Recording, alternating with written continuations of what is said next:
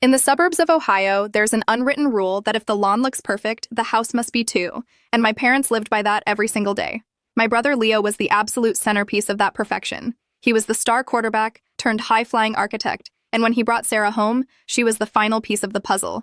My mom started planning their wedding before they'd even hit the 6-month mark, and I was always the difficult one, the one who asked too many questions and the one who didn't quite fit the aesthetic. One night, Sarah left her iPad open on the kitchen island while we were visiting, and a notification popped up. Then another, and they weren't from a friend. They were from a forensic accountant she'd been dodging for months. Curiosity got the better of me. Call it a sibling instinct. But I didn't find a few flirty texts. I found a systematic drain on Leo's joint business accounts where she was funneling money into a shell company to pay off her massive gambling debts from her consulting days. I didn't go to Leo first. I went to my parents because I thought, this is it. This is the moment I finally prove him looking out for the family. And I laid the bank statements on the dining room table, with my heart pounding. My father didn't even look at them. He just took a sip of his scotch and sighed and said, "Chloe, Leo is happy for the first time in years. And he's the man this town expects him to be. So if you bring this up, you aren't just hurting Sarah, you're destroying the life he's built." My mother chimed in and said, "We already knew there were financial hiccups, dear, and we're helping her handle it quietly.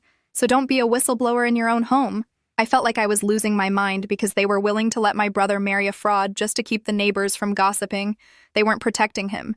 They were protecting the pedestal they put him on. I waited until the next morning, and I sat Leo down and handed him the folder, and I told him I loved him, and that he deserved someone who wasn't stealing his future. He didn't cry, and he didn't thank me. He turned red with a rage I'd never seen, and he called me jealous and said I couldn't stand that.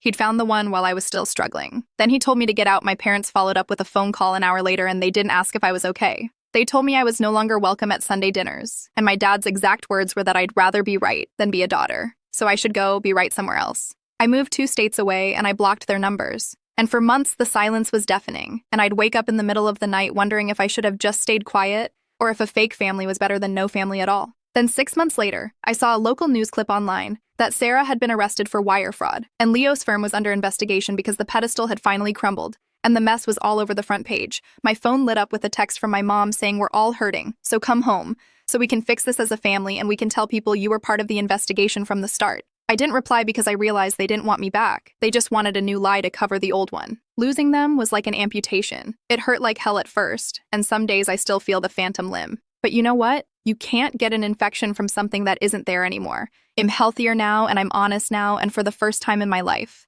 When I look in the mirror, I don't see the difficult daughter. I see a woman who refused to let the grass grow over the truth.